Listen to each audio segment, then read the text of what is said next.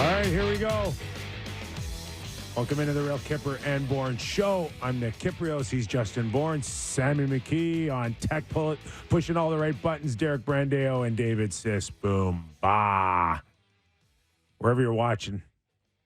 Sportsnet 590, Sportsnet 360, Sportsnet Plus. We'll get you ready for Game 6 tonight in our Leaf edition of the Real Kyper and Bourne Show. And remember, if you don't catch us live, you can download us wherever you get your pod and send us a text 590-590. I know most of you have had a lot to say in the last 48 hours. Yeah.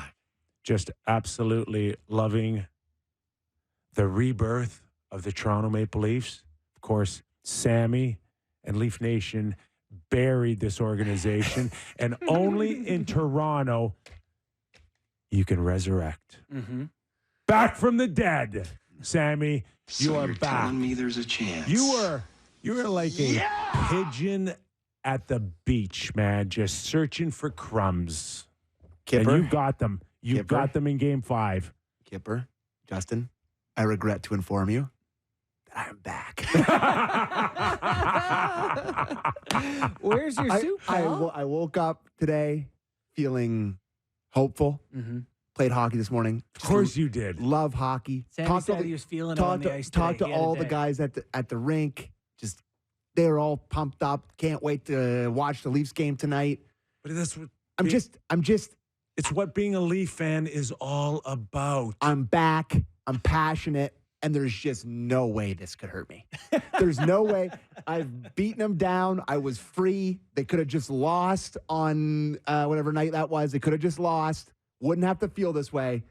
But now, in my big, dumb, idiot brain, I am back, and I am officially fully invested into this game and the rest of the series. I wrote an article in the Toronto Star based on the Sammys of the world. Okay. That, again, that can absolutely take this team 2 days ago, dig a hole in the ground, shove them in, pour the dirt on top, and then come in feeling like this today.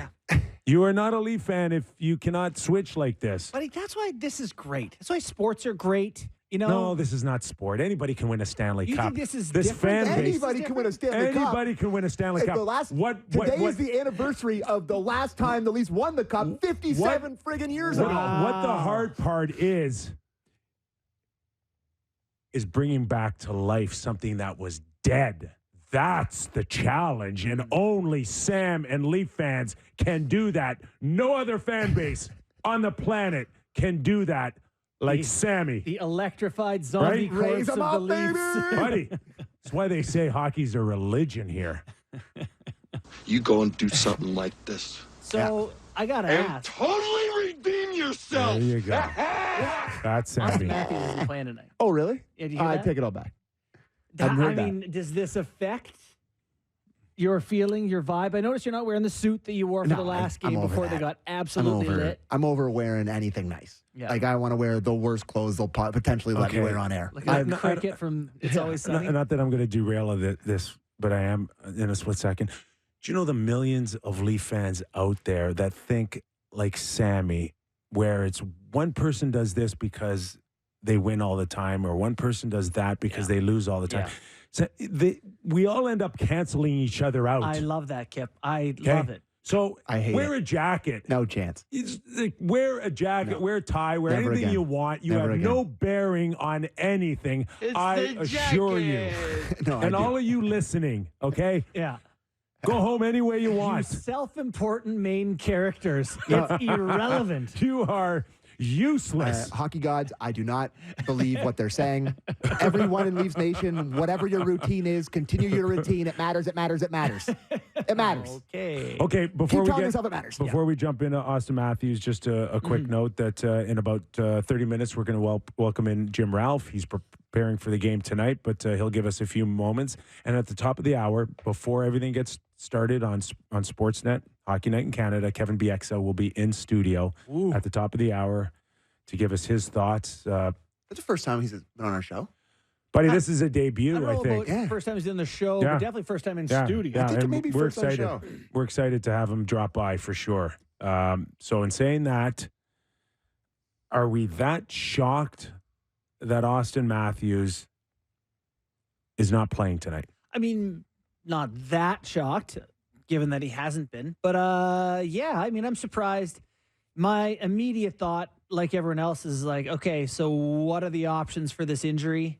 Do you have any information? Or do you want me to wildly speculate?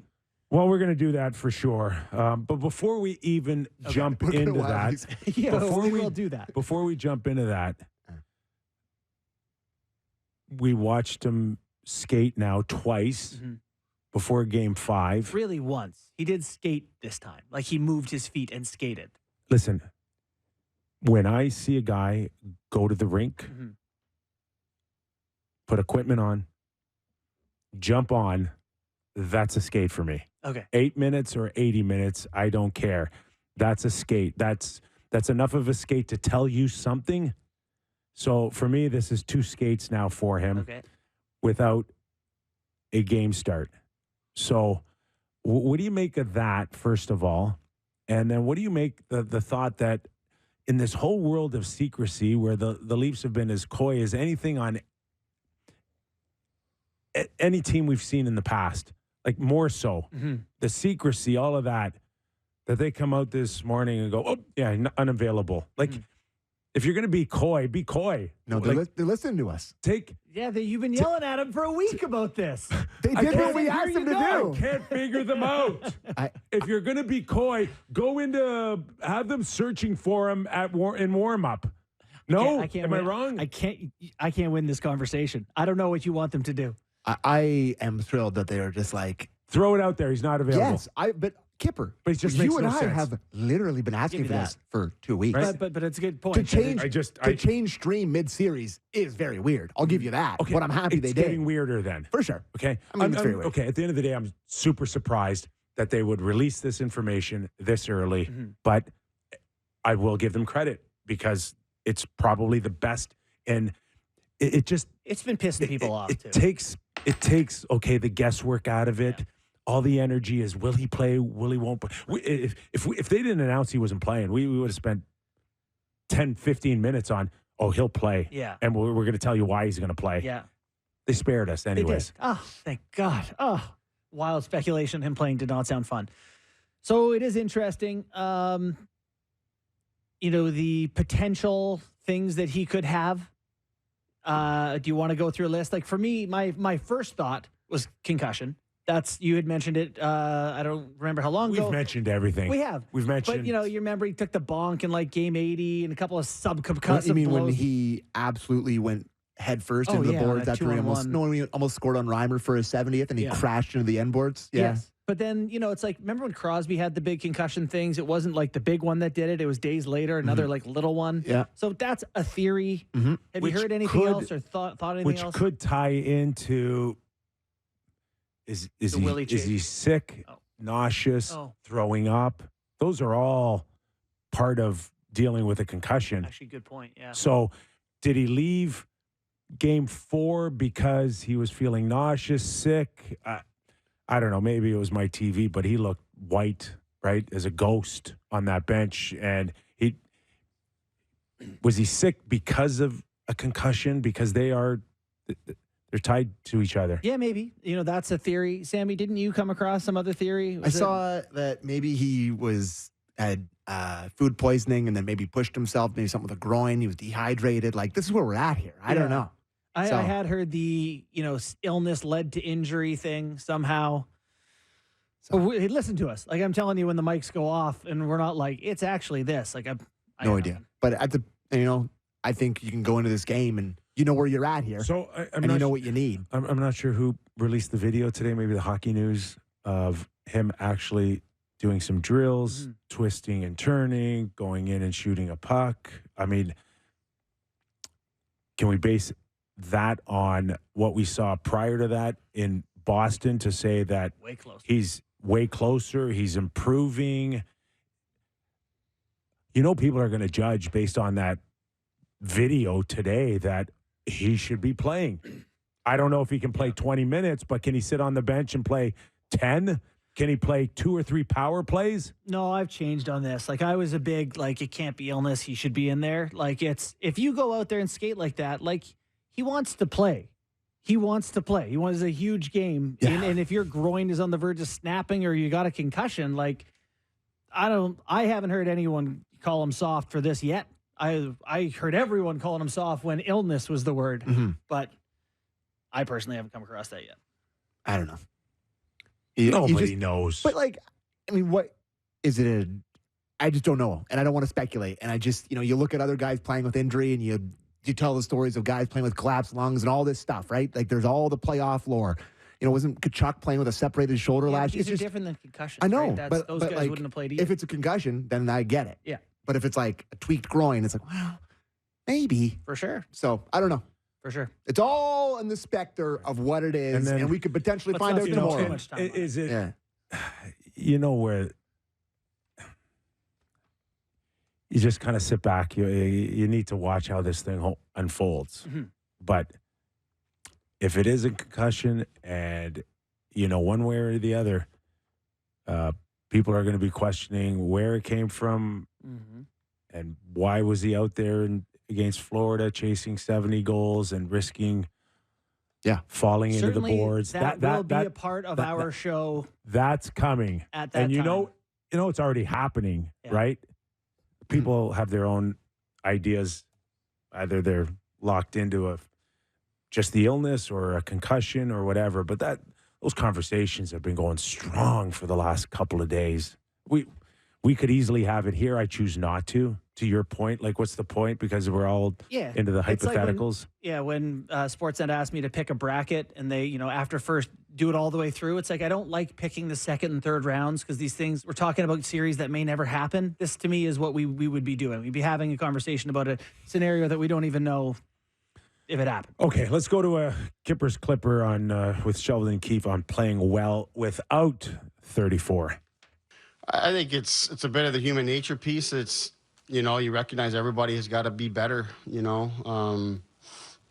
I think the two different types of games, and obviously one's regular season. I think it was the Pittsburgh game where Austin missed, and, the team in that game played really well, but also filled the net, and everything seemed to go in the net for us that night. And obviously it's an opposite type of approach the other night where it's a disciplined game. It's a consistent game. It's just staying with it and grinding it out and finding a way to win a hockey game. So I think it's more just the confidence that our team has and how it's responded when players have been out. Like I said, even just in this series alone, you have no William and losing game 1 and still no William in game 2. Like, you've got to find a way to win a game on the road. Obviously we don't get that win. We're not even here talking. It's so funny that he calls him William like his dad. Did you hear anyone else call him William? Yeah. No, it's I don't know. It's like a paternal thing. Anyway. I don't have any takes on that. Yeah. I don't. No? Well, he also has another clip, which is an update on Matthews and McMahon, which maybe... I mean, it's just him saying, like, I thought maybe we played earlier, but it's just him saying that they're not going to play on options for tonight and both making progress apparently on McMahon, but who knows? Yeah, my article yesterday on sportsnet.ca was just about, will the Leafs have enough time to see the plan through, to see what their team could look like, would have looked like in this series? Can you win one more game and put it together? Can you win 2 more games to get McMahon back and Matthews healthy? They win tonight. It's how do you ask those guys to come back 48 hours again? Like, it's Saturday night. It's not. It's a fast turnaround. What are you talking about? I'm saying that no McMahon, no Matthews. In all probability, will be no Matthews and no McMahon on Saturday night. Well, no McMahon, but if Austin Matthews can play, but we've done this already. Yeah, I'm not doing it. It's come on. What do you come on? I'm not saying he won't play, and I'm not saying that he does. I'm just saying that you got to go in there thinking that you're winning the series as is. Sure, go ahead and have that mindset, Coach Keefe. Yeah. But I mean, goodness, I mean, it's like when Michael Bunting was back from injury or suspension, they were like, don't put him in. If he can't even take a line rush today on a Thursday, I don't have him in Saturday night. That's fine to express skepticism. Yeah. But if he's available, he's in. Yeah. So, Listen, but like, if he is, how effective will he be? And we can go down that path. And I'm the first guy to say, as I've said many times on this show, 50%, 60% play of the power play, do it. But if he ain't doing it tonight, I'd just, as is, man, go in there and try to win Game 7. yeah. Right? Don't count on him. Don't even waste your time get, talking about it. Yeah. Don't even waste your time talking about it. It's a beaten horse right now. Yeah. Yeah. That's my point. Okay. But just to be clear, if Matthews is available, Yeah. he's going to play. Yes. And they want him to play. I think But they want him to play now. Yeah. the difference Okay. between how he looked Now. 2 days ago in that 8-minute morning skate and today actually making some cuts and handling puck and shooting pucks feels like it's moving in the right direction. But we'll see. We'll see if he gets healthy enough to hang in there. I have a couple theories on tonight's game, and that is a few things that haven't happened for the Leafs and the Bruins. Like, in terms of positive thoughts here, the Leafs haven't scored more than 2 goals or 3 goals in one game or whatever. They've barely scored. At some point, this is a good offensive team, right? Like, at some point you would expect. Yeah, they've shown signs, though, during the years of really struggling, too. So I don't know how good they are. And I know the numbers at the end of the day warrant, hey, this is a high-scoring team here. But second most in the league. But this is off the back of a 69-goal season from one guy and a Willie who was on pace for 130 Well, points. this is what I'm talking about. Like, Willie hasn't been Willie yet and started to show some flashes halfway through last game. Mitch looked like the best version of Mitch that we've seen in this series last game. The other angles are Swayman has alternated starts going back to January. I think maybe there's one exception in there, but game on, game off, game on, game off. This will be his fourth. He's out of rhythm now. This is his 4th start in a row, and it comes with a quicker turnaround, no multiple days rest, so he's back in net in a situation he's a little bit unfamiliar with. They're struggling on their end. You know, Mason Lowry, I think, takes a lot of risks, and he's a guy who's going to play a lot of minutes for them. Grizzlick, not sure if he's going to be in, but they weren't happy with the changes that were made to that roster. Like Beecher, the good face-off they guy. pulled Beecher to score the opening goal of and the then series. They took a beating in the face-off dot. They did. And, you know, Brazeau didn't look very good. They weren't overly pleased with him. My point is there's a lot of things right now where Boston is not comfortable going into this game. And I know the Leafs don't have Matthews, but I think the Bruins, I think the first period's going to be huge. So just to update for the Bruins side of things, Heinen out tonight, day to day. Looks like I like Heinen too. That's a big sting. And Peak still out? It looks like Grizzlick is out again tonight, and Weatherspoon's coming back in. Lowry back on the top unit, a top pair with Lindholm and Carlos, the second pair. So Carlos back in tonight. Back. Shattenkirk So, is JB, that's one way to look at it. Mm-hmm. I mean, the other way to look at it is I can't believe that Boston would have any lower to go on a horrific first period in Game 5. Well, like, you can't they were play that bad. God awful. Awful. Maybe the worst period maybe in 3 years. Yeah. No, they're going to be better than that. They're going to be better than that. They're going to be better. And I talked to a guy today, shout out to Alex. He was giving me Boston Bruins perspective, and it was just they played atrocious hockey and went to overtime. You know, that's as poorly as they can play. They're mad at the changes they made. They're mad at a million things, and the game went to overtime. So if you anticipate them being any better, in their opinion, they should have a better chance. But, yeah, it's just like you said about the one of these games. It's that the 3 or fewer goals in 12 straight playoff games, longest active streak in the like Marner can have a 4-point game. Willie could shoot 2 in. Could they get 5 one time? Yeah. Could they?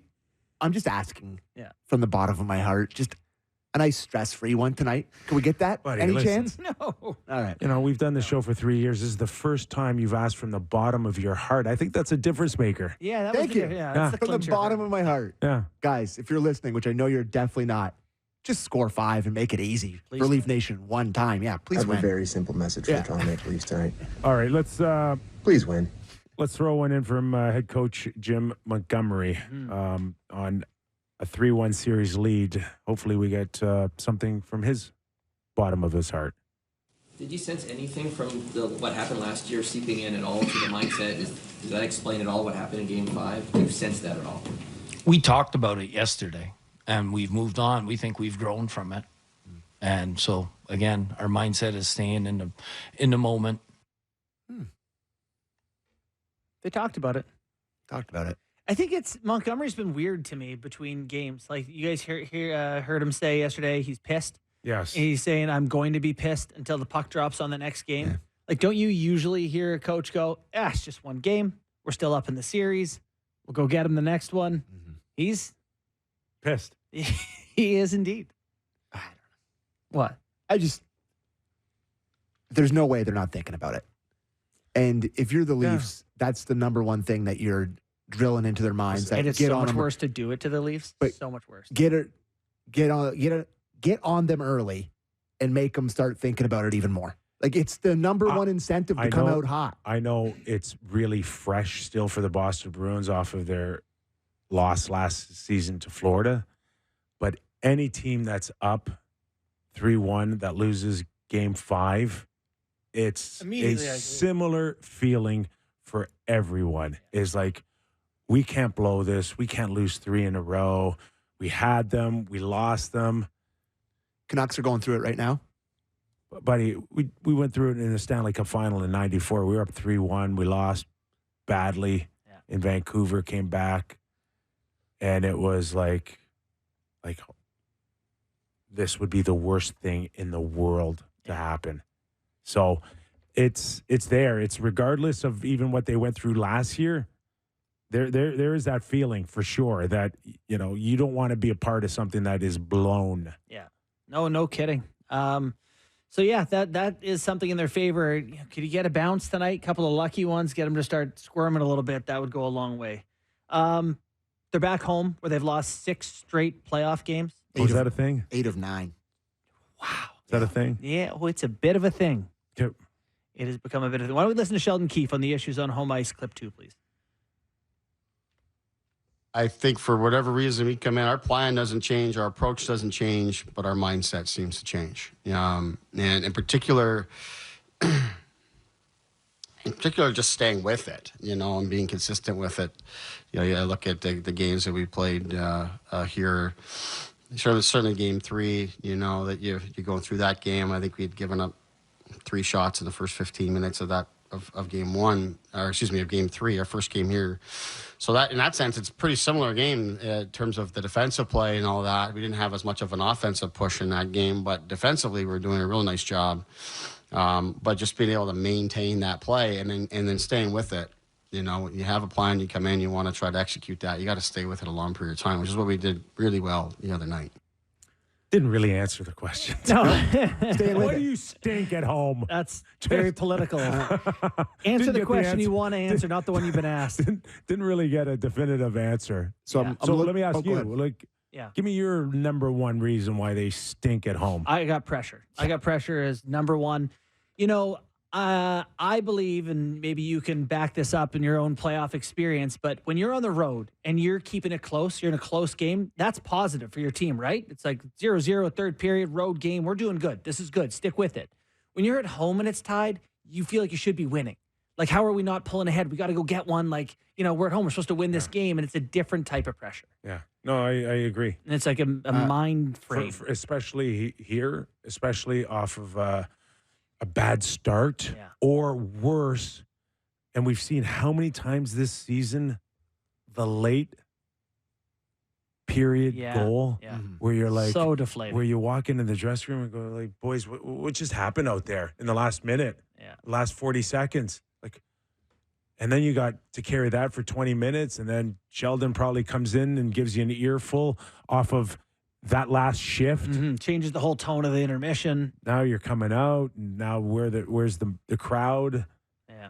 Where's their mindset? Bad. So the Maple Leafs home road split since playoffs last year.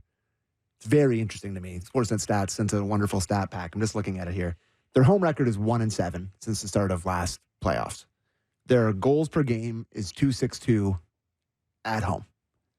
Their record on the road is 6-2. Okay. Would you like to guess what their goals per game is? 2.62. Bang on. No. Yeah, exactly the same on the road as it is. Their goals against at home. So they give up goals at home. 3.75 at home. Their goals against 2.50 on the road. God, I love when stats are tidy like that. Goal That's differential. fun. Goal differential -9 at home, +1 on the road. Their power play at home, boys, is 17.2. 5 for 29 since the start of last playoffs. 5 for 29 at home. 5 for 29. Boston Well, Bruins, it's when not good. closing out a series, last 5 games, 0-5. They've given up 4 goals per game. Jeez. So they've struggled to close teams out. It's a ghost off, boys. It's a ghost off. It's a ghost off. Both of these teams, like it is a Whose ghosts are They're gonna scarier? send a like a priest down there tonight. It's gonna be an exorcism. What's going on down there? It's a ghost if you're off. a Leafs fan, you're living in fear of David Pastrnak finding himself. Are you not? Yeah, but they should be in fear of Willie Nylander finding himself too. It's the same thing. You're totally right. But the one advantage is Willie's got to go around you, and Pasternak still has the option of going around you or through you. Yeah. So that's the one thing that fears you from Pasternak. Mm-hmm. Yeah, it's a different style. I do like the way Nyes talked to him last game, and I feel like there's some signs that Past is a little on tilt, and hopefully Marchand is a little on tilt from last game too. And both these goalies, Swayman hasn't been awesome in clinching games, like you said, Sammy. It's a ghost off at this point. So biggest story obviously is Matthews not playing tonight, and there's tons of opinions on. We said yesterday, which was a clip that got a lot of traction. I wasn't expecting, but talk about Matthews and they're not trying to feed him the puck. But is that, like, outside of that, what's the biggest difference between them with and without Matthews for you guys? Is it just that other guys feel more empowered? Like, what is it? Well, for me, it's just having a legitimate trigger guy, whereas everybody remembers very freshly the Max Domi 2-on-1 with Bertuzzi and how Swayman was easily pushed off and was matched Bertuzzi's shot. Like when you got an Austin Matthews there, it's a different ball game. Yeah. And how many pure shooters do the Leafs have right now? And outside of Willie struggling, that's to me is the biggest thing that's missing from not having 34 out there, is having a true threat to shoot a puck in the net from 30 or 40 feet out. Yeah. I do like that it puts pressure on other guys to produce, other guys to think offensively. Yeah. And to your point, not just looking for someone, it's whatever the best option is out there. And Domi played so well. Like I said, Marner started to come back a little bit. The one thing it's going to do is it's going to force them to try to be better passers, though. Yeah. And I've been on this for a very long time. I've always, Since literally our very first show. Yeah. This has been one of your they're takes. not a good passing team. I'm watching Florida before they annihilated Tampa Bay. How about Dallas last Snap night? the puck on a power play, like crazy. It's through my television, I can hear the snapping of moving the puck. Yeah. Like you go to a baseball game and you listen to a great hitter, hit a baseball and you hear that pop. Or the sound of the glove from Right? the The snap. That's the way it is when you watch certain teams pass the puck. I don't get that from the Leafs. No. Marner on the flank, he holds it and skates it, and Riley dusts it off. One of the misconceptions I think with people is that, when you catch a pass in the NHL, it's like these soft hands or whatever. It's just a smack, right? Like just a hold that blade solid, basically. I do love the sound. So we'll look for some of that sound tonight. Yep, maybe they could make that sound on the power play for once. Well, let's see. Keith on clip 4, let's hear his thoughts on the power play. It got us some of the looks that you want. I think John had at least 2 very clear, wide open looks. Obviously, Morgan had the wide open one-timer, which is as great a chance as you're going to get on a power play type of look. And you got to hope and trust that these are going to start to fall for us. Again, we spend a lot of time looking at the power play and things that we'd like to do better and looking for potential adjustments and such. And then, so you do that because you're always trying to refine it and trying to get ahead of adjustments that the penalty kill might be making. And then through that process, you're also looking at the scoring chances that you've had. How can you generate more of them? And we deserve more power play goals than we've had in this series. And we've had some really, really good looks. Goalies made saves, or we've just haven't converted in very tight on rebounds and empty nets and these kind of things. So, the number starts to balloon and doesn't look good. And it's been a major factor in this series. But we have no choice but to stay with it and do more of the things that we've done well to find even more of those looks. At some point, the guys just got to put it over the line. Do I say it, or do I let Derek push the button on we do not? We do not agree. Yeah, we deserve more goals this series in the power play. What? I mean, they barely had sustained ozone time with the puck. No way. I don't know. That's good. That's good. They feel positive about it. They've watched the video much closer than we have. Morgan couldn't have had a sweeter opportunity. I don't know. Did it get blocked? You know what? He actually hit that good. And it was goal no blocker. Hit a shin pad and came back into the goalie. Carlo? Whoever the D was in front. But it was a decent shot. It just, caught a piece of the shin pad, went back into Swayman, who didn't really see it. You're right. I know the exact shot you're talking about. But you keep playing the percentages. They got to get one. It's like McKee shot one just through traffic. It's like you have guys at the net and you shoot it. It's very hard to goaltend. So that's probably a good plan. All right. Would you have ever thought to save a game 6 in the first round that the Leafs would need huge nights out of Matthew Nyes and Joseph Woll to save their season again? Kinda. Really? I can't believe how much I think Max Domi is important. Because I'll tell you, halfway through the season, I was pretty hard on him on this show, right? Turning pucks over, hope plays, not defensively responsible. He's really changed for me. He is a contributor. He defends. Making better decisions. Yes, he hangs on to it, has the confidence to look for an open guy before throwing it. Yeah. I just think that, we've talked about this a lot, and especially with Matthews out, and I forget where I mentioned this, but they're really leaning on Nyes. They're asking a ton of him. He's a rookie, and it's just like, what do you play? That's what I was trying to get to. Is but he has to be now. But you look at the way this forward core is put together. They planned for this. It's kind of been like this all year. He's obviously had down points, but he's been in the top 6 for a majority of the year. They expected to have to lean on him. Yeah. So I'm not surprised that they need a big night out of him. And Joe Woll, we thought was the starting goalie until he blew up his ankle. So I'm not surprised. They're big players for the team. It is surprising that they're not homegrown players isn't that big that you wrote him off in the last 10 games.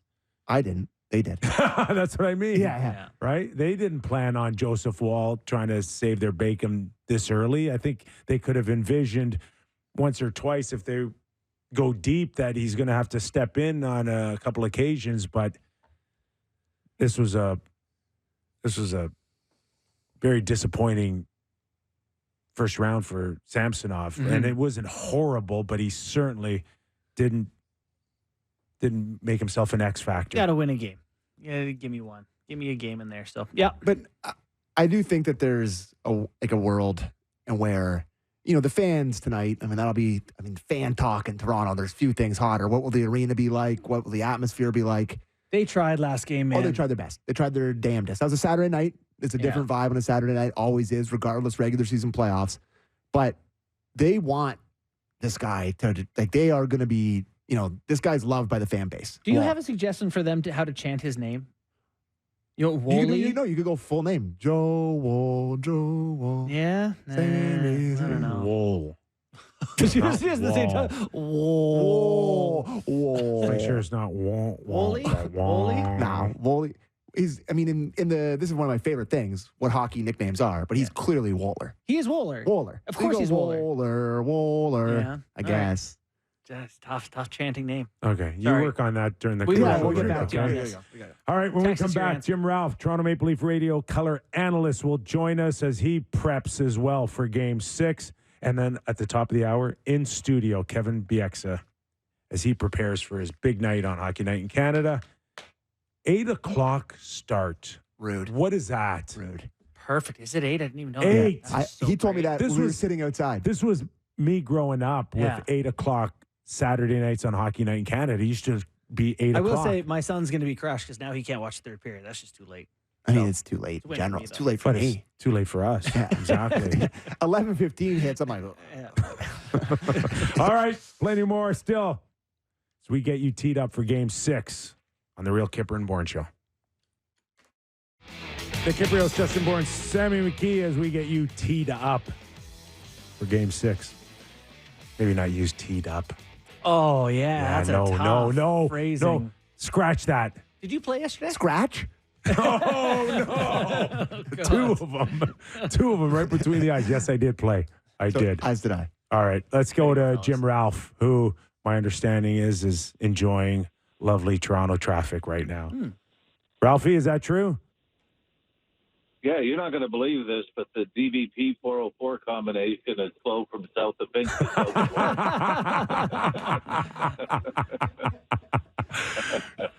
Make the helicopter sound for us, would you? Beat your chest. Yeah, I gotta love 680, but they got to change their programming. They do the same thing on the traffic every time. Well, at least you've got the American networks to thank, because I think puck drops at 11 p.m. tonight, if I'm not mistaken. Oh, yeah. Everybody used to get mad at Canadian broadcasting in the playoffs. Boy, is that switch. Yeah, no kidding. So listen, what do you expect? You've covered this team for a long time and seen some disappointments against the Boston Bruins and Game 6s and Game 7s. What do you expect out of tonight in terms of how the Leafs can go about this to turn it around here? Well, I know this is probably the most Leaf thing to say, but I have no expectation. I have no feel for it. You could see them exploding for 5 or 6 or being down 3-0 after the first, and that's really been the whole series. It's just been tough to get a grip on, how Boston's playing and how the Leafs are going to respond. And you talk about injuries and how are they going to respond and what heroes are going to step up. So it's another one, flip a coin. I know a lot of people are trying to flip the script and say the pressure's on Boston. But I think when you're facing elimination on home ice, there's a little more pressure on the Leafs. Yeah, definitely a decent amount of pressure. One of the themes with the Leafs, Ralphie, is that they just haven't scored. They score in the regular season. They just can't score in the postseason. What do you see as the fundamental difference that they're not able to produce at the same level? Well, one thing, Borny, though, that I think there's kind of a positive, and I mean the big positive is winning a 2-1 playoff game. Yeah. In overtime.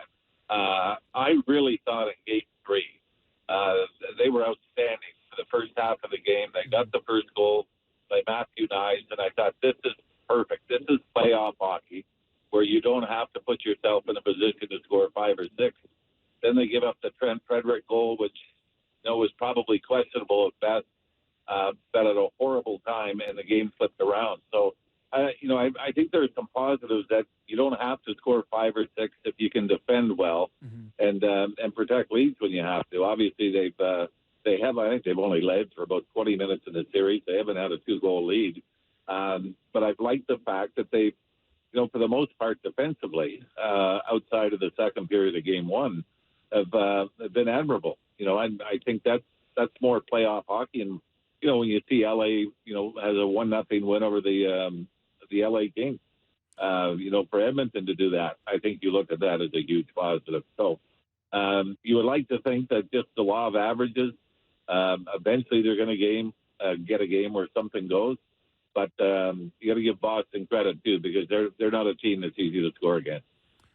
We're talking to Jim Ralph, the voice of the Toronto Maple Leafs, color analyst, getting ready for Game 6 at Scotiabank Arena. So if before we get into maybe the Leafs lineup, just your overall thoughts on the news of Austin Matthews not being available for Game 6. And, in all your years of covering the Leafs or watching afar any other National Hockey League, have you ever seen anything like this between Willie Nylander and Austin and their unavailability during this series? I think we can go back to the early, and it might have been 2001, Kep. Matt Sundin got hurt the series against the Islanders. Darcy Tucker got hurt. And all of a sudden, Alan McCauley and Gary Roberts, picked the team up by the bootstrings and, got them to the conference finals against Carolina. So I guess, that's the one thing I looked at this and you're saying, well, you know what? You've got all the excuses not to win. but now it's time for somebody else, whether it's Max Domi, whether it's Mitch Marner, whether it's John Tavares or Matthew Nyes. There's an opportunity for somebody else to be the hero. So I know you got to go back 20-some years to draw on that experience, but I remember the same feeling when you were thinking that, Sundin's out for an extended period. How are they going to win without, their captain and their leader up front? And Leafs are proving that at least for one more game, they've been able to find more heroes. Well, and one of the guys who's going to be tasked with that is Joseph Woll. I mean, what a unique situation that he's been kind of thrust into here. Looked really good last game. I imagine you don't feel much different about the Leafs, whether he's in or Samsonov's in, do you? Yeah, I do. Ooh. I've been a big Joseph Woll fan since coming in. I would say, I don't want to say disappointed, but I was a little in disbelief that he only played 3 of the last 10 games down the stretch. Yeah. Because my feeling was that if you're going to go on a roll, and it's got nothing to do with Samsonov, because we've seen 2 extremes from him. But that also leads you to believe you better have somebody else ready. And for Woll to go in under those conditions, and you remember he did the same thing, Game 3 in Florida last year. Samsonov got hurt early in the second period. He went in, they lost in overtime. And then he beats Florida the next game to get them back to Toronto before losing in overtime again. So when you look at it starts in the playoffs, an overtime loss and an overtime win, you've got to give him credit for that. But I just think he brings that consistency that you need in the postseason. And as we saw in the third period, and again early in overtime, the ability to make the huge save when the game's on the line. Ralphie, is Willie Nylander ready now after a couple of starts under his belt to maybe have a breakout type of game here as a difference maker, a game changer? Well, they need it. I mean, that's, they look at, I know Pasternak has a couple of goals in the series, similar conversations in Boston that he hasn't really performed up to what his regular season numbers have been and style of play. Whether it's Nylander, whether it's Mitch Marner or Tavares, you'd take a 3-goal game by Matthew Nyes again. But I think those are the guys that have to be the difference makers tonight. What are your thoughts on the Boston Bruins side of things? They're struggling a little bit. They're back end. They're swapping guys in and out and, not sure down the lineup either. Just my perspective, Ralphie, is that this is not one of the stronger teams the Leafs have faced in the playoffs the past handful of years. What are your thoughts? Yeah, no, I agree with that. I mean, the saving grace for Boston has always been a team that has been so good defensively. Mm-hmm. Whether it was Bruce Cassidy or Claude Julien behind the bench, and great goaltending. And, sometimes that can mask your problems and can turn out to be your greatest asset. So, but I would agree. I mean, I think there's, from the last time they played in the playoffs, which was 2018, the 8 Bruins are back from that team, and which is impressive. But when you look at who's not back in that group, from Chara to Bergeron to Krejci, I'd agree with you that they're probably not as strong, but certainly good enough to win a playoff round. And as far as the blue lines are concerned here, Ralphie, you go into tonight and you don't necessarily give the Boston Bruins a heavy advantage with the likes of McAvoy and Lindholm. For me, number one is because of the play of McCabe, and he's really turned into the face of that blue line until Morgan becomes playoff Morgan from Tampa Bay last year. He's really been the guy that's led this charge on that back end. Yeah, and he does make some plays as well. I mean, I think maybe the underrated guy in that too, Kip, is Joel Edmondson. And I think you love the fact that he's got the playoff experience. I know he talked about going back to Boston and reminiscing about winning Game 7 of the Stanley Cup Finals with St. Louis.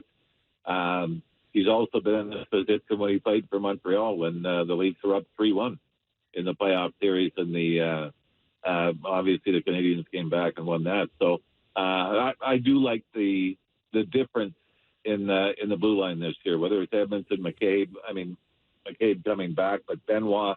You're not looking at Luke Ken to be the sudden difference maker in this game, but I agree with you with Morgan Rielly. If he can find that gear that we saw him have against Tampa in the first round last year. That'd be huge in this game and possibly Game 7. Ralphie, in past years, it felt like the Leafs haven't known what they want to do down the lineup. You know, they've had Spezza and Thornton and all sorts of weird guys that kind of didn't make sense on their fourth line. They seem to have found an identity a little bit with Dewar and Reeves and Kampf. Has Reeves and Dewar, those two in particular, been a positive surprise for you, or is this about what you would have expected? Yeah, I think about what I would have expected, because I thought down the stretch, I mean, Ryan Reeves is, we talked so much about Ilya Samsonov, finding his game mid-season. Ryan Reeves is right up there as a guy that has been effective. And, I mean, let's face it, for the most part, you want your fourth line not to get scored on. And, they scored the only goal of the first game for the Leafs. They were on the ice for the turnover in Game 5 that led to the only Boston goal. But I think you liked it. And, I still think you could, swap in Noah Gregor for Dewar at some point.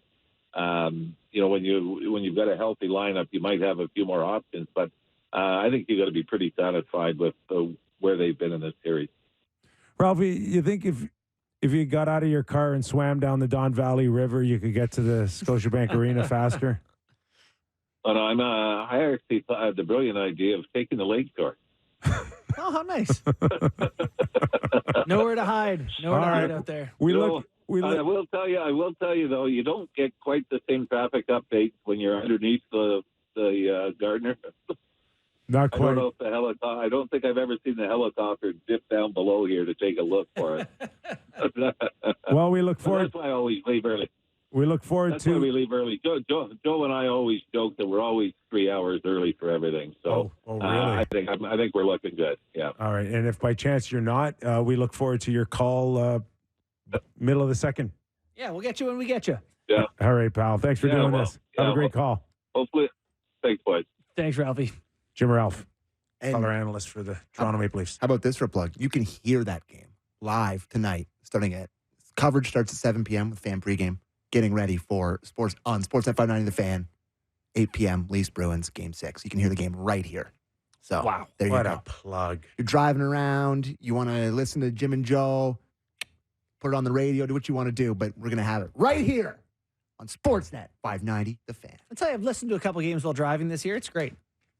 Listen, we spent a good portion of the week talking about epic calls by Mr. Bob Cole, but you can find a few of Bonesy on some game-winning overtime goals, too. Yeah. And bless you, boys. What a game. Yep, there's been a few. Could use another one tonight, eh, Sammy? Bless you, boys. What a He game. does not undersell it, and nor should he. It's wonderful. Love it. Holy mackinac! There we go.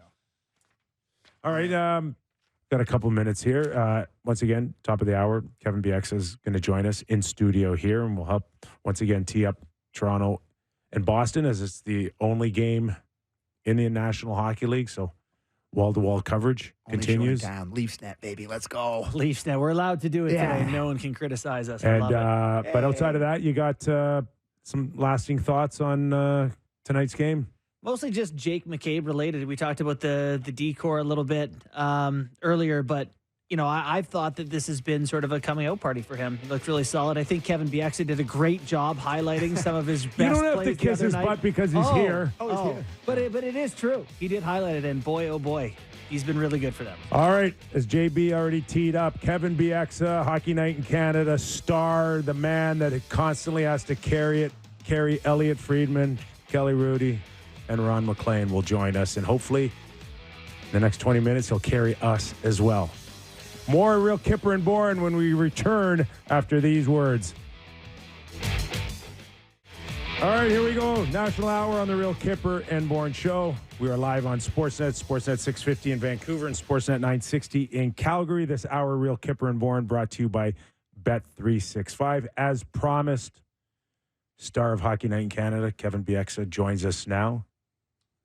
Former National Hockey Leaguer, 808 games.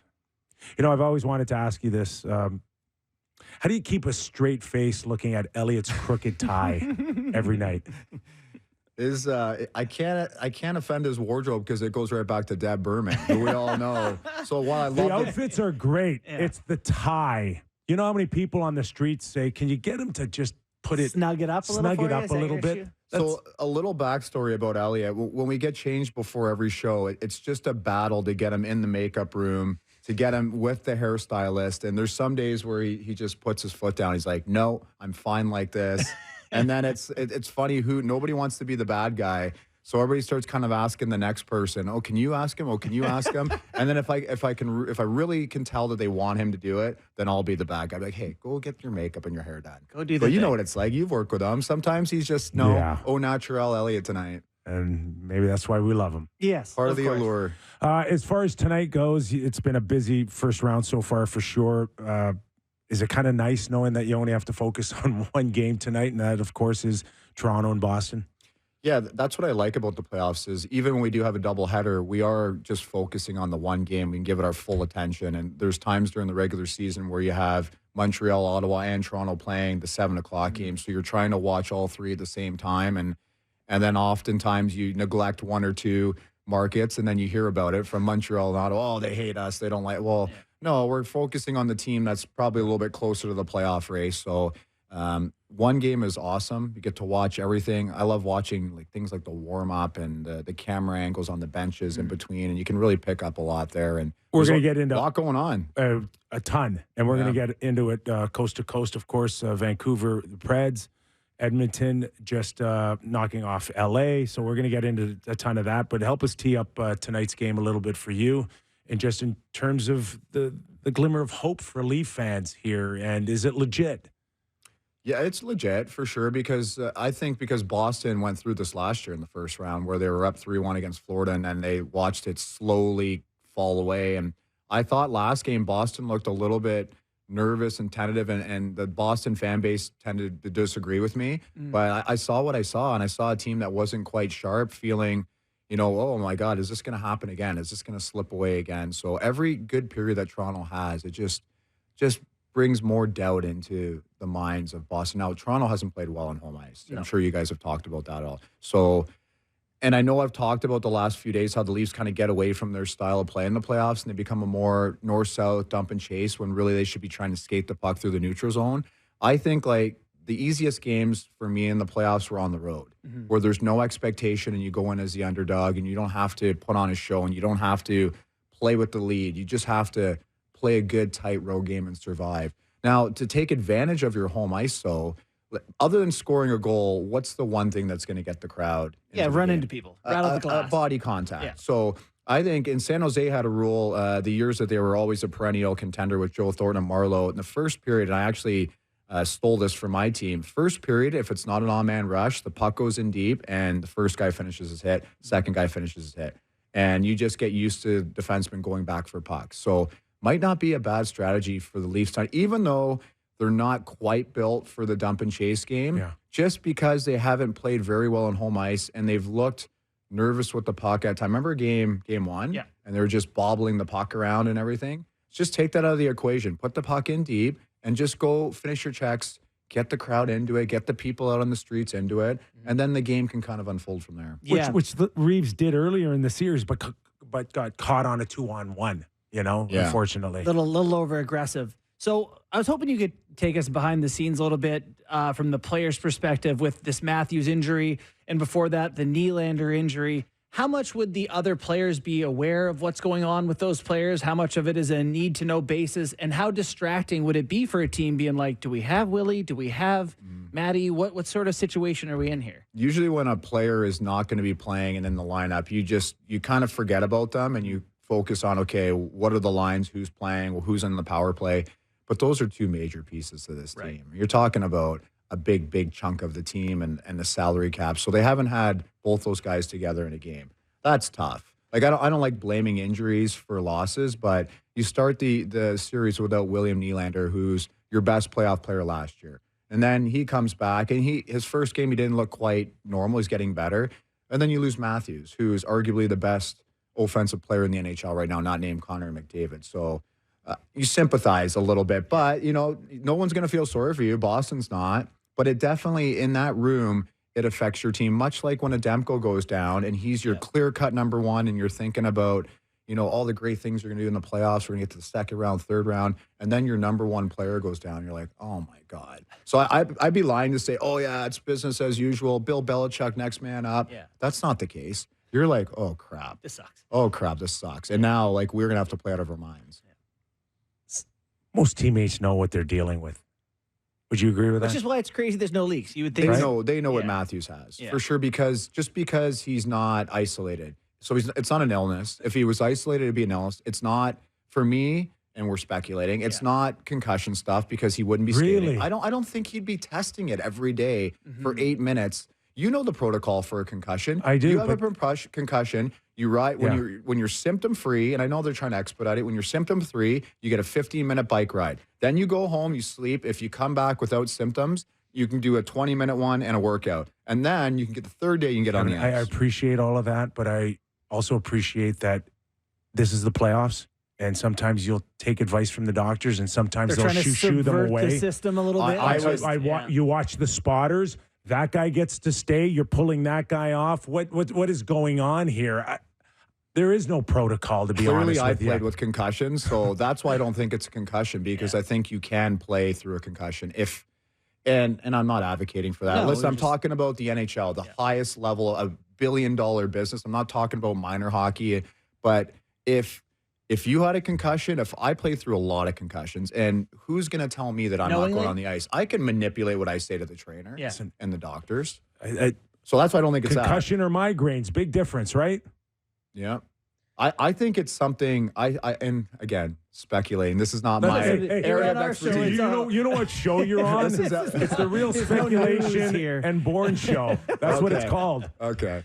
I think it's lower body. I think it's something that's preventing him from skating. So someone whispered ankle to me on a couple of occasions. That would make sense to me, and that's why he's constantly trying to test it. He didn't look that bad on the video I watched today. Yeah. And can you give me 10 minutes? Can you give me something on the power play? Because 50% of you is better than 100% of me. So I had a game, Dallas, my first playoff series was against Dallas. First game of the series, we go to quadruple overtime. My first ever playoff game. I played 56 minutes of ice time.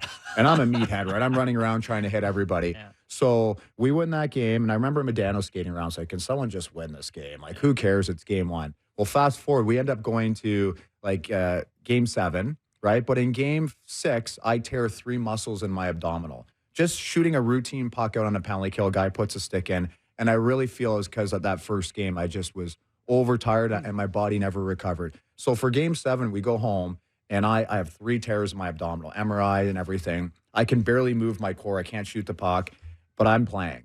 And Alain Vigneault brings me into his office, and he says, if you're starting the game, you better finish it. Otherwise, we can't afford to play 5 defensemen the whole game. So I'm going to put in Rory Fitzpatrick if you're not. And I'm like, okay, I'm going to take warm-up, and I'll let you know.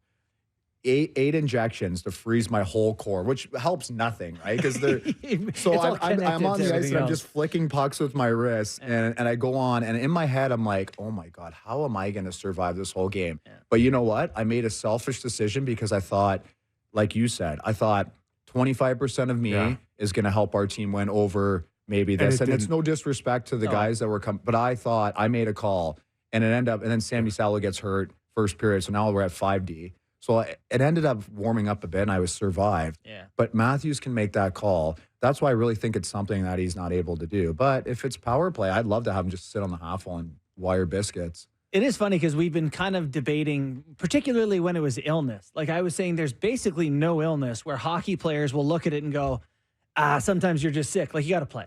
Yeah. They had enough days off. So curious to see, because, there's injections, there's all sorts of. I know the pendulum swung in my era to today, and even yours a little bit, but there is something about our game where if you're not showing up at the most critical time, whether or not it's legit or not, we'll judge the hell out of you, right? You're not there, you're soft, you can't be counted on. Like, that stuff still happens today. It happens with us here. It happens with the fans, and it happens with teammates as well. That's still, that stuff still goes on. Well, it's the best part of hockey, being a hockey player, is watching how tough they are and how resilient. And it's the only sport. Not everybody, though. Not everybody, Kevin. But the majority of players. I think Matthews is tough. I think if he could play, he could play. I'm just saying in general, with the way we treat our athletes, like we like to beat them up if they're not there doing what they're supposed to do when we want them to, right? Yeah. And it's funny because around society, a lot of other people aren't doing the same, yet we judge a hockey player if they're not playing because they have migraines, right? Like, and I would say culturally it's changed a lot. Like in the regular season, not that much. I think. Well, I think during the regular season, the standard has changed a lot. The Leaf fans proved it hasn't changed that much. Well, to me, though, Kip, that's been a matter of uncertainty, of not knowing what it is. And if he has the sniffles, people judging him. I do think that once people hear he's got a torn groin or a let's reserve judgment until we know exactly what we're dealing with, and then we can. I really thought Brendan Dillon should have played, even though his hand was sliced in half, and Nemestikov, even though his face was caved in. Your opinion changes once you get the info. But I think if you can, like we've got this perception of Bobby Bonds out there breaking their leg and still playing, right? I mean, that's still the measuring stick for a lot of people. That's tough to live up to. It is. That's really tough. Sure. And it's uncomfortable playing injured, and not everybody can do it well. Yeah. All right, let's switch gears a little bit, go to Vancouver, somewhere you're familiar with, and what do you see overall there, including Petey and, the people, the expectations, the new contract, and is he uncomfortable right now? Yeah, I mean, a little bit, maybe trying to do a little bit too much. And Vancouver, they won their division, and I tried to caution people back in January. We were in Hockey Day in Victoria, and everybody's asking me. I'm walking around the hotel in the streets in Vancouver and Victoria. I was there for about a week.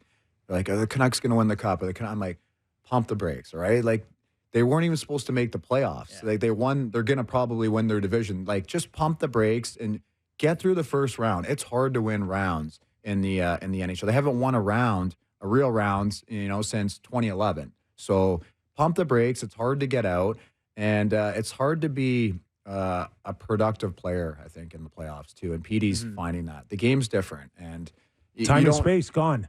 Yeah, there's so many guys during the season that wouldn't finish their hit on Petey because they're more worried about getting caught or angling. But in the game plan, I'm guarantee you Andrew Brunette is saying every time Quinn Hughes and Pettersson touch the puck, I don't care who you are, I don't care if you're out of position. How late it is. You finish. So it's a lot harder to hold on to the puck and make plays. And his game is holding on to the puck, being shifty, juking guys, skating it through the middle. And he's not able to do that. And neither is Quinn. So Quinn's finding a way to be effective still. He's still pushing through it.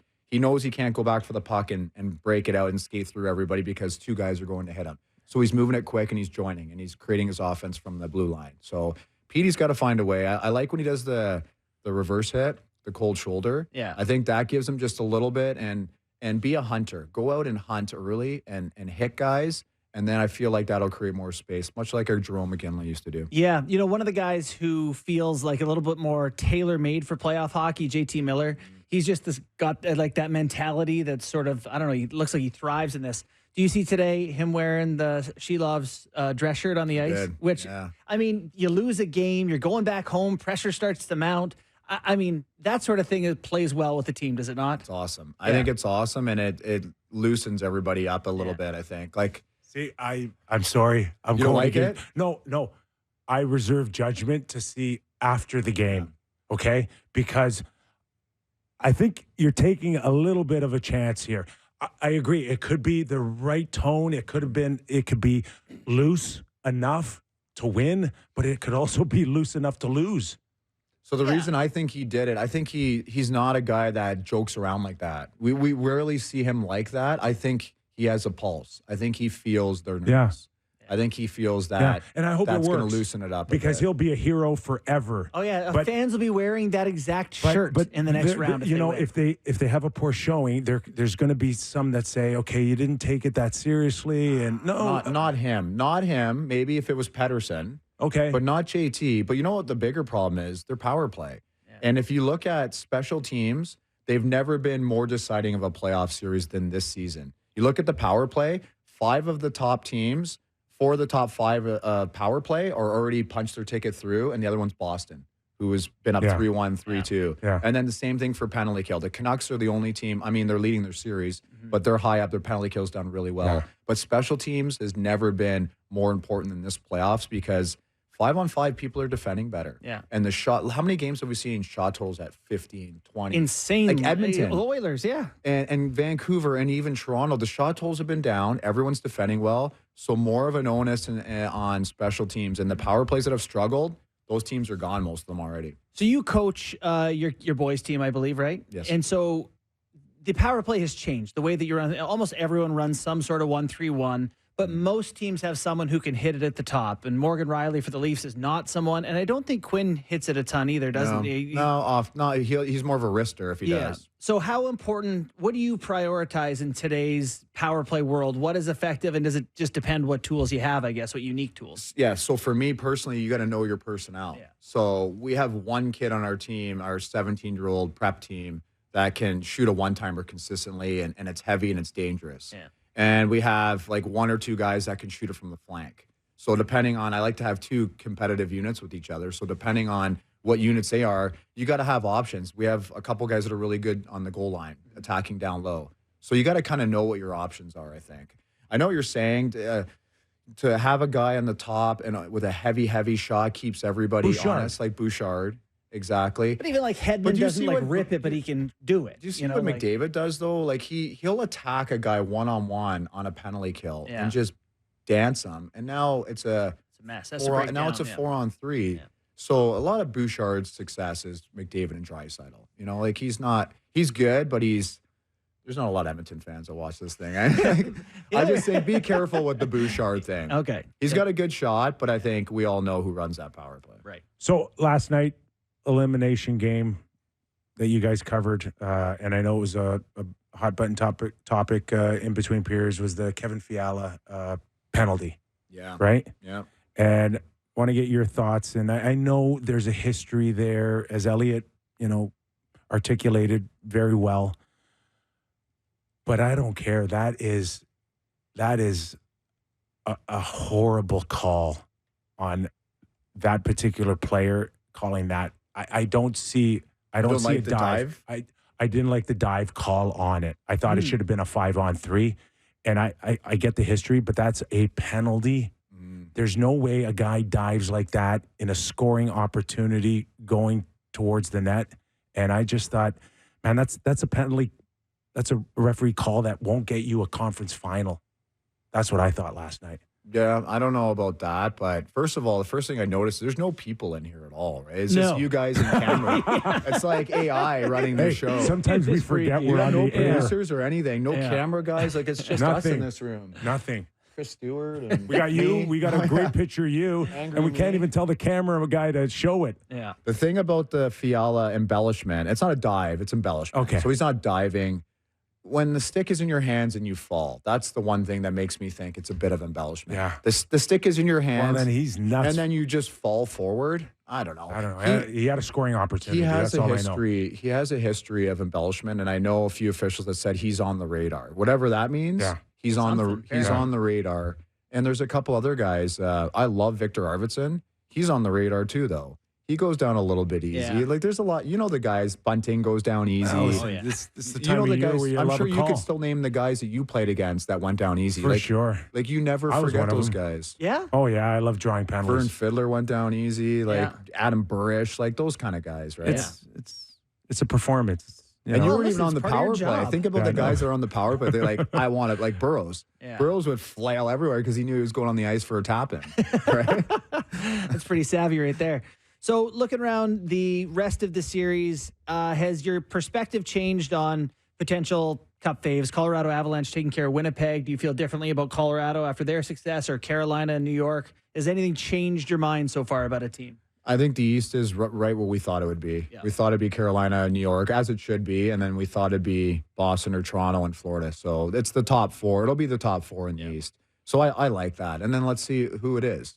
I don't know. Like I still like Carolina. I've always liked Carolina. Maybe I'm partial to them because my son's his team and he watches every game, and I watch a few more than probably most people watch the Carolina Hurricanes.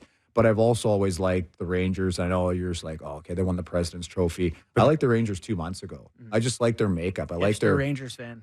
No, I'm not a hipster Rangers fan. I like their D. I like Miller and Trouba and obviously Fox and Braden Schneider, Lindgren. Like, I just love their defense. And if Shesterkin can play like Shesterkin, they're a tough team to beat. And then in the West, I mean, collision course is Colorado and Edmonton. That's the collision course. That's what I think we deserve to see. And then from there, who knows? You got New York Rangers and maybe Florida, and then you got Colorado and Edmonton, and it's still pretty open. You can't tell me you're going to Vegas with a for sure bet right now on who's going to win or who's even going to be in the Cup. Yeah. It's still pretty out there. I think we got rid of all the stragglers like the Washingtons and the Islanders, the teams that we didn't really take serious. Yeah. And then, hopefully, like, once Nashville goes away, like, we have the teams who we thought would be here. Were you surprised Colorado's slicing through Winnipeg like a hot knife through butter? I wasn't. No, I honestly wasn't. And is it because of just elite players like Makar McKinnon? That's the difference for you? And when everyone was saying, oh, well, they dominated the regular season and they won that game towards the end of the year, like, ask Elliott. I was like, no, I don't think so, man. I think Colorado, when it's time to play, they're just so elite. And if they can just play 80% of their potential, and I love the Jets, I love their team, I just think Colorado's at another level. Much like I think Edmonton's at another level than everybody else in their division right now. Funny watching Dallas, though, right? Like, maybe the team with the least game breaker, per se, superstar, yet some nights you're not sure who's the first, second, or third line. And that Wyatt Johnson, what a player. But is that good? Like in the playoffs, in the final minute when you need one, to not know who's the guys? I don't know. The best thing ever for Jamie Benn and Seguin was Wyatt Johnson and Stankoven. Yeah. I think. Those two young guys, and even Pavelski, right? They live with Pavelski, I guess. Oh, is that right? Yeah. I think they both live with Pavelski. But just put, like, those guys bringing in an injection of fun and, swagger and all that. Because it was a stale group for a little bit. So I don't know. That's the one team I just don't know. I just don't know about Dallas because Ottinger's been so average all year, and he's an amazing goalie, but he's been average all year long. But he can be great. So do you find that the playoffs taper off in terms of physicality? I know that sounds crazy as you get towards the Stanley Cup, but it feels like coming out of the gates, round one, everyone bangs into each other. But by the end of a series, and I am thinking about the Leaf series with like Ryan Reeves, it's almost like he becomes less relevant. And actually last year they dressed Simmons and Clifford to start the series, and by the end, not so much. So over the course of a series and then the whole playoffs, is there an evolution in physicality? Yeah, and I think it's like you said, every series individually. Yeah. You want to start off the series because you think about it's like banking contact. So, Yossi goes back and he gets hit, and Quinn Hughes gets hit, and he gets hit. And then eventually when the games become more important, you're putting guys that are a little bit better on the wall in their zone, that are going to make sure they get the puck. You start to prioritize that, maybe the defensive play over the guy who's bigger, heavier in the physicality. But that being said, I've liked the Leafs' fourth line. Yeah. And I think you do keep them intact because it's not very physical amongst the rest of the forward group. So I think you need that. I like Dewar a lot, and Reeves has played well. Like, yeah, he goes out of position and throws that hit in the one game in Boston, but it's a miscommunication with the defenseman, and everyone's running around at that point, and guys weren't refiring quick enough. I don't think that's enough reason to take him out of the lineup. It's also a war of attrition, too, and the ability to just stay with it, JB. And to your point, when you start the first round, there's such an emphasis on it. Like, it's like you've just had your meetings, your countless meetings, your video meetings, and it is a top priority. As you go 4 weeks, 6 weeks, 7 weeks, guys fade off. Yeah. And it's really the ones who have probably made it more of a habit over 82 games that are able to stick with it and sustain it. And that's where the Florida Panthers, to me, is that how many games did we watch during the regular season where you're like, well, that could look like a first round. That's how they play. That's how they play. Right. And they've got a better chance to sustain it than, say, the Toronto Maple Leafs, where it was some nights it was there, some nights it wasn't, and you're in and out. But to me, the Florida Panthers, over 82 games, were the most prepped team for the Stanley Cup playoffs this year. I think the Florida Panthers, when you watch them, they have the main thing that stands out to me is they have pushback. So when there's a bad shift or a goal against, it's not just one line they can put out. They can put out 4 lines, and there's immediate pushback from the drop of the puck, whether it's Sam Bennett or my buddy Cousins or, Kachuk, obviously. The whole lineup has pushback, and they're team tough. I don't really look at anybody on that team and say, wow, that guy's really tough. Like Lomberg's not that tough. He's not that But big. he's willing. But he's willing and he's gritty and their whole team is gritty. And you know the Finns, like Lundell and Listerine, and they're, you know, Finns are gritty. They're not backing down. They're not going to beat you up in a fight, but they're not backing down an inch. They'll cross-check you right in the chest. They'll, you know, and every scrum with Florida is everybody's in, and they have skill. You got to get in first, though, right? It's not necessarily who's the toughest guy, but who hits first and who makes the other team respond. And it's that old saying, initiate, don't retaliate. Like that's being beaten to death in every dressing room, on every bench, in every second. Florida's the team that gets in first on you. They're not reactionary. They're the ones that are starting it, and they make you chase them. Yeah. And then they make plays when they get the puck. That's the hard thing. It's hard to program your head. Okay, I'm going to run around and be physical, but then when I get the puck, I'm going to be poised. Yeah. It's two different parts of your brain, right? You're like aggression, and you're like poised. Yeah. And then aggression, poised. It's tough to like go back and forth, but the best teams are able to do that because it's a part of who they are. Yeah.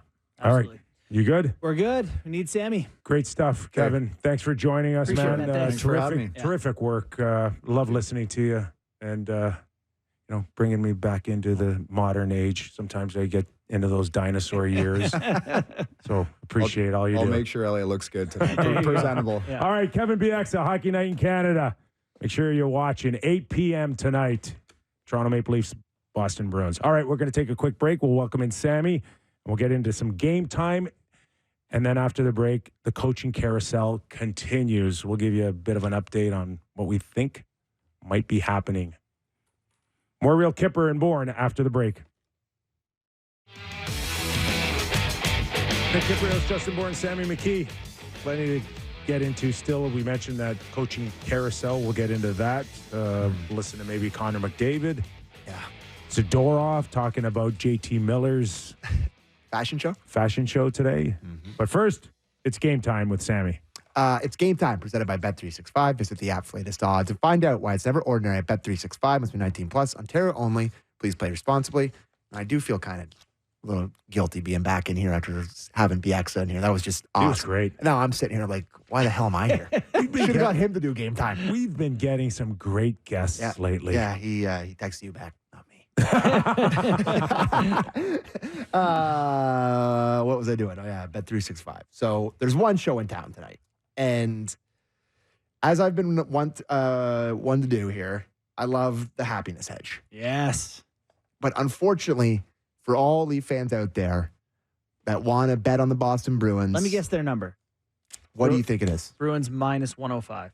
They are minus 125 tonight. Really? Yeah, the Leafs are plus money, plus 105. I mean, all the stats that go against it. You know, they've lost 6 in a row at home. They can't score at home. Their power play sucks at home. Like, they're obvious underdogs from a betting perspective. Yeah. Clear value there for sure, but it's not a great spot for the happiness hedge. If you want to kind of go for a player happiness hedge, you know, everybody hates Brad Marchand. If you want to bet on a Brad Marchand goal, maybe as your happiness hedge, you know, I'm trying it out there. You're going to get a Brad Marchand goal anytime at plus 200. If you want to bet on him to get the first goal, which would really sting, it's 10-1. So there's a potential spot to maybe to get a little bit of value on a happiness hedge against the Leafs. All right.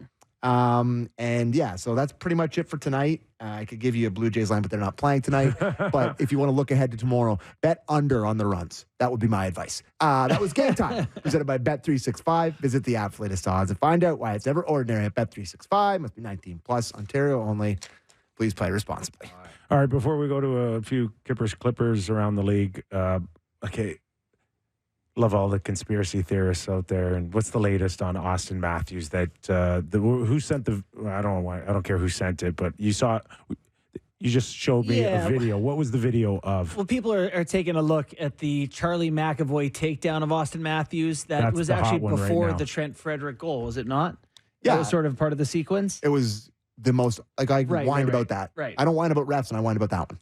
That was the pull down, right? It leads the league, and I don't whine about the refs. I don't whine about refs. I don't whine about refs. But yeah, saw some doctor in the thread saying looks like it's some stress on his MCL. I know you had said you'd hurt ankle, but it does look like that potentially could have been the moment. Could have been when he got in his car one day. I don't know. Rather large moment in the series, if that's true. But yes, that would be significant, and it does look a little awkward. Yeah, I don't know. I saw him skate pretty good today, pretty well. Yeah, I don't know. Maybe he's really close. I think Kip, he's 100% fine. He just doesn't want to play. Yeah, I think he's like, that Kypreos is too mean. Hey, you're not the only one. He's like, that Kypreos is too damn mean. I'm not going out there I've tonight. had enough. Okay. Can anyone stop the Edmonton Oilers on specialty teams? No. Because this is a big part of trying to win a Stanley Cup. And if they've got this thing down packed, then they're well on their way. Well, I wouldn't know anything about that. And special teams in the playoffs? What are their numbers? They're 12. They went 12 for 12. They went 100% on the PK. And they went 45. They're 45% on the power play. They went. Wow. Yeah, they were really good. 45. I know McDavid, last I checked, had 8 power play points. He had I think he had 12 assists. In No this. one on the Leafs going into Game 6 has more than 3 points. Yeah. Let alone 8 power play points. So. All right, crazy. let's listen to the captain of the Edmonton Oilers. And he was asked what he thought was more impressive, 45 or the 100%, and I'll give you one guess at his answer. The penalty kill, not giving up a goal, that's real impressive. The job that those guys did, killing off big ones along the way. I think of the penalty kill in Game 4 in the third period. That's huge.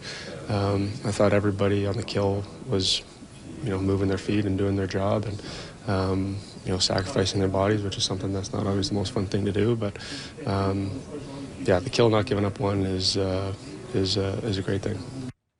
Captain.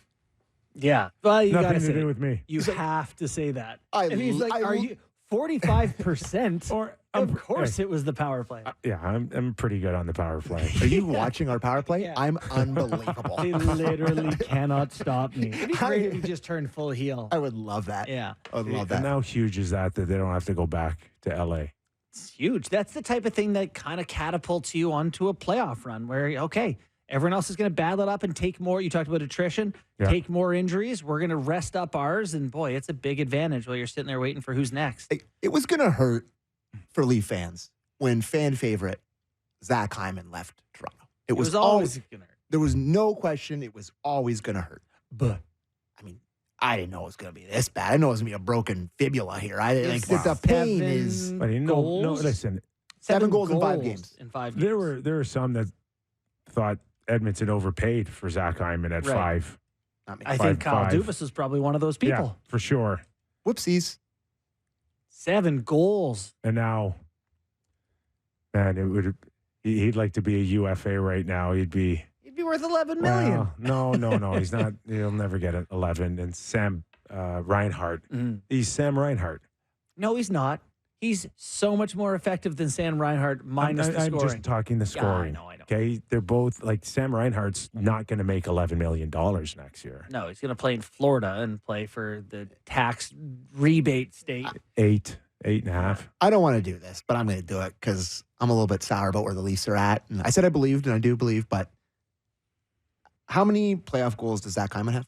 7 in his career. Yeah. Oh, I don't know. 26. Is that right? Would you like to know how many career playoff games the goals Austin Matthews has? Half of that? 23. Oh, yeah. Sick. Yeah. Love that.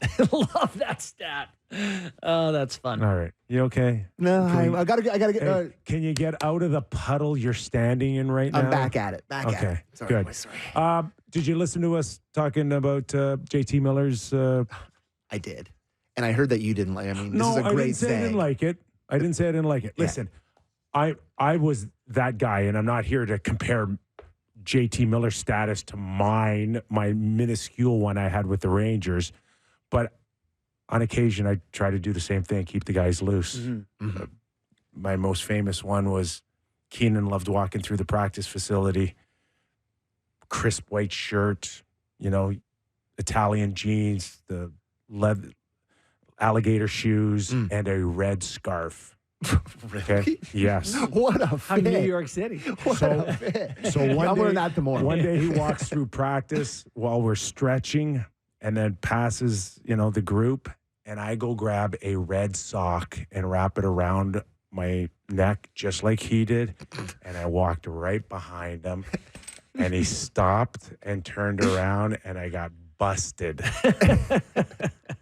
And I'm like, I'm done. Did you play the next game? No, healthy scratch. Yeah, no, healthy scratch. I will say, this is one of the more legendary moves you can do. Like, being... Do people know, have we told them about the background that She Loves wore just like a paisley salmon? Yeah, it's an absurd shirt. It's a loud shirt. It's a horrible shirt. Now, for me, on a game day in the Stanley Cup playoffs, I would have been scared to death to try anything like that today. Well, it's not This game guy's day, confident Well, as... I mean, going into tomorrow night, right?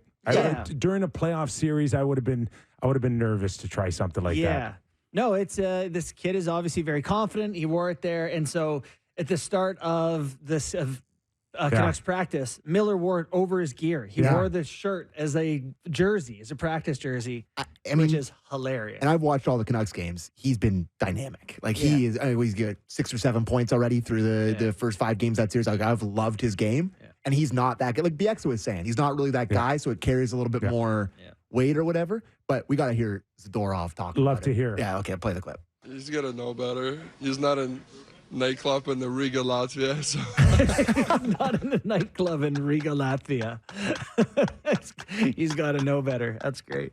Oh, I'm telling you, Canucks win the next stuff, game. People are going to be wearing that like as a some of the stuff jersey. that guys would walk in and veteran, like young kids and veterans would look at it and go, "Get me the scissors, buddy." Yeah, you guys actually cut up close. Cut. It's funny because like Matthews Marner, coming looking. Hey, ball it up, and use like 4 rolls of tape around it. Seen it thrown in the shower.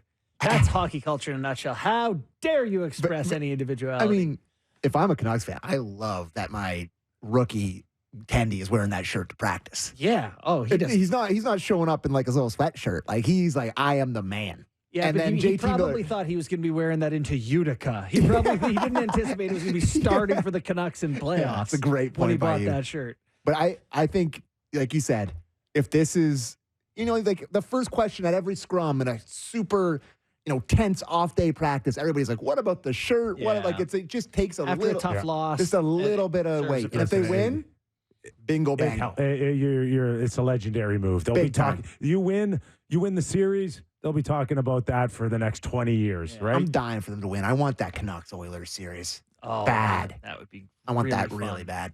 Sportsnet would probably Way like that better too. than a Nashville. Oh yeah, Nashville. Here comes Tommy Novak. Give me the Canucks, baby. Pander, pander, pander. Yeah, that Canucks. would be fun. It would be a fun Kansas series. City. What do we got next, Sammy? Did you want to talk about the hockey game last night with the slap in the face from Pietrangelo? Great slap. Okay. I love It was. Pietrangelo. Did you ever see those Instagram videos of the slap contests? that Oh, they have? yeah. Oh my God! Those people are out of their ever-loving minds. The winner wins like $5,000. And Lifelong CTE. hey, and people are screaming, "We got to get the head hits out of our game." Watch that thing for like 30 seconds. You'll leave our game right alone. But the point is that that kind of happened. It was a spinning back fist. It was exactly a slap contest. But I mean, it was a 2-minute minor. You probably shouldn't have done it, and off you go. They review they did it twice in that game. The 5-minute major review, Which is great. Call it a major. Check it out. because Sagan threw up an elbow at I think it was Shea Theodore early in the first period. Yeah, he did. Yeah, and then that was kind of retribution. That was a 2-minute. But so we can all love the retaliation or the Petrangelo's wires cross. They take the penalty. They score on the power play. That's the winner. Yeah. And the first question to Bruce Cassidy right out of the on the press conference was about it. So if we want to hear his answer on it, we can go. Let's do it. Alex Petrangelo's captain of the Cup team. He's a leader. He knows how to win. So it's 2 games now. He's taking a roughing penalty. It's led to a power play goal. Are you surprised, disappointed? What's the word? Both. Veteran guys should know better that. Listen, we didn't like the hit on Theodore Bice again. Quite obvious, left his feet, targeted the head. So you're going to be upset, right? But that's playoff hockey. You got to find a way to channel it, and then, there's controlled aggression out there all over the ice in every series. So that's an area you've got to take a number and try to get those things squared away lately. Listen, Dallas went through it last year, right? Ben got thrown out, if you remember, and so there's a little bit of a learning curve that goes into it. And we should know better. To go back to your question, but it happens, and we've got one more game, obviously, to get it squared away because margins are too thin right now, especially their power play. Yeah, I mean, everyone gives Pietrangelo all the required respect, but you can't, as a coach, be like, "It's good, I liked it." Well, his live by the wire cross, die by the wire cross. His wires cross, and he just slapped him in the face. I don't remember him like this earlier in his career, and we can recall, for sure the Edmonton Oilers Draisaitl slash, and then this one, like. When did his fuse get that short? I think, you know what, that happened a little bit to me as I got older as a player. Like, I don't know, just maybe more confident that you could handle yourself. Wait till you're 57. It's just angry all the time. Oh, you start chasing people on the highway. I mean, you feel it though.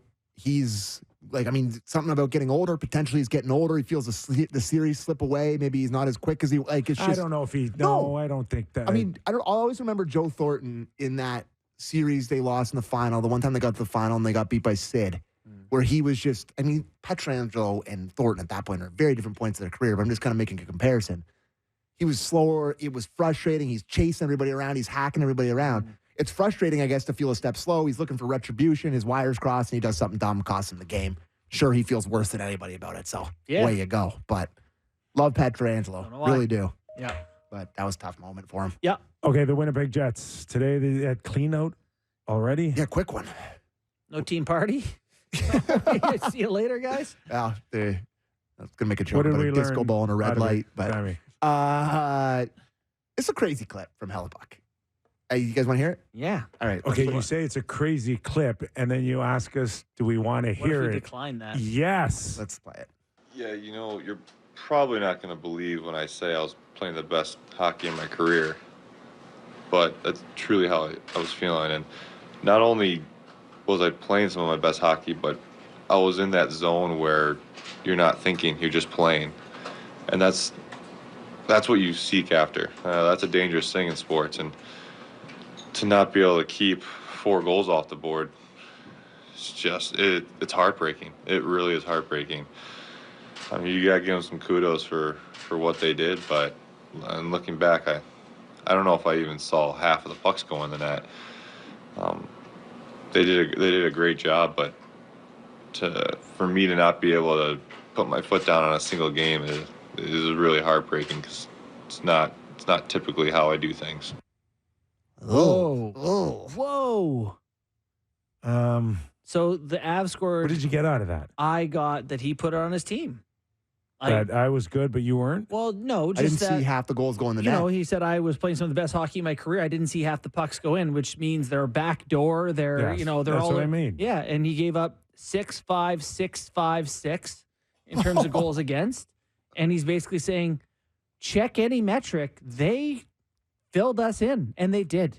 Kip, he's not wrong, by the way. Nothing he said there is inaccurate. Yeah. And it's kind of, I'm happy he said it, but it definitely wasn't what we're used to in hockey where you go, you just can't give up that many. And I just need to be better. I just need to be better. Yeah. He said I was playing great, and they absolutely pumped us. I think I'd prefer. I need to be better. Yeah. Well, yeah. I mean, as a teammate, probably. I mean, they lost by 3, lost by 4, lost by 4, lost by 3. His results. Lost by 1.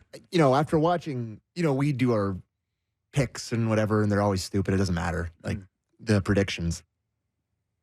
But, I got swept up in the Canada feeling. It's like, in retrospect, that was really stupid. I think I've said that myself, too. It was very That's my stupid. one that I was like, bet against McKinnon McCarr. Yeah, like we could be sitting here with them winning their second cup, the way that they looked in that series. And the Jets are not terrible. They're a good hockey team. Not terrible. And they made them look silly. So was Shovel Day Off and Rick Bowness speaking today as well? Yeah. Anything on? I mean, nothing like last year. Yeah. On the anything on Rick Bowness coming back or not? Not that I heard. No. They might be looking for a new head coach. You think they'd fire him? No, absolutely He would not. just step away. Yeah, he would step away. He had a long year, family, personal reasons with a family. You get to that age, you're like, It's a big commitment. Yeah. Oh God, to be traveling and even when you're home, just focusing on video and it's a lot Someone mentioned to me maybe that is undecided yet. We'll have to wait and see, but they could be one of many teams looking for a new head coach. There's a lot of openings, isn't there? What's going on with Brendan Moore? Yeah, what is going That's on? what I want to know. Brendan Moore, I think, has a deal pretty much in place, but there still might be some money involved here. I hear it's nickels and dimes, guys. Yeah. Like I'm talking about. Let's push this baby over the line. I'm talking about 25, 50 grand. Oh no. Okay, like all it's in. Not, Let's go here. It's not a ton of money here. Let me Carolina going up against the New York Rangers need this this topic of conversation, this distraction, like they need a hole in the head. Right. I think it's bad for Carolina. You know what? I think the thing we're all saying is it feels like Tom Dundon is trying to take advantage of Rod Brind'Amour. They know that Brind'Amour wants to be in Carolina. He has a kid that plays hockey. He coaches his kids' team there. He is a committed Carolina Hurricane. Does not want to go anywhere Doesn't else. want to coach for another team, wants to coach the Canes. So immediately... And he knows it. Yeah, so Dundon has leverage there. But if he is a free agent on the open market in the NHL, he probably gets $6 million a year somewhere, Babs maybe money. $7 million. Babs money. Yes. You know, But he doesn't want especially it. here. right? But he doesn't want it. That's fine. He could have had it before they in New York. Fine. But the point is for then Dundon, you say, I'm worth this. I want to stay here. I'll give you a discount. Let's do it for $5 or whatever. And it feels like Dundon's being like, I got you where I want you. I'll give you less than that. And that to me is it's not a healthy foundation. All the ways you spend money, you want to take care of your own. I don't like that we're even having this conversation. If it's about 50 grand, it's mind blowing to me. That would blow my mind. Do you think anyone in New York will ask him about it in the first round? In the second round? I don't know. I don't think anybody would ask him about They that. need to put this to bed. Absolutely. ASAP. Absolutely. Cooper came out, spoke about maybe a change one day, but not anytime soon. Still feels like they can win, but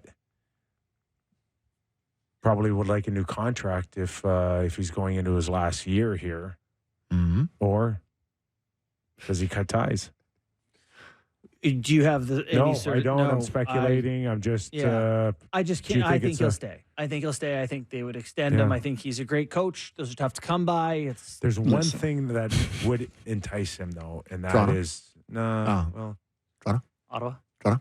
I think no. Regardless of what team, if there's an opportunity for him to become a president of hockey operations. Whoa. As well as or only? The Pat Quinn? Just to move up. Oh. Just to move up. Would he be, or is he too much of a coach to want that? No, he's a lawyer. He's won cups as a coach. He would happily do that. That makes sense to me. Yeah. What are you suggesting? Oh, God. I just did the math in my head, too.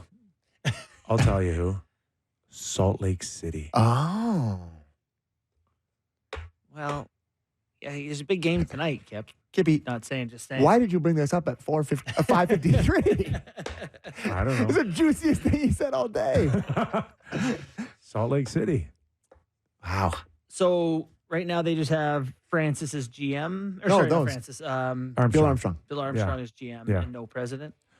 And this is like, this guy's taking it to the next level from what I hear, Yeah. Ryan Smith. And they might know each other. Oh. Okay. Or they might not. I don't know. What do you want to be? If things go to hell tonight, what do you want to be in Toronto? John? Johnny? Coop. Not even going there. All right. Listen. We've got plenty of time to discuss after we find out what happens in this series. Go Toronto Maple Leafs, go. Hey, stop that. It's a national show. Oh, yeah, sorry, guys. I like the Leafs. I don't know if you figured that out yet. One game on tap. Sportsnet Hockey Night in Canada. Toronto Maple Leafs, Boston Bruins Game 6. Enjoy it. And we're back tomorrow on Off the Rails Friday. I don't know either. No idea. Have a great night, everybody. And if you get a chance, give us a rating and review. We'd love to hear from you.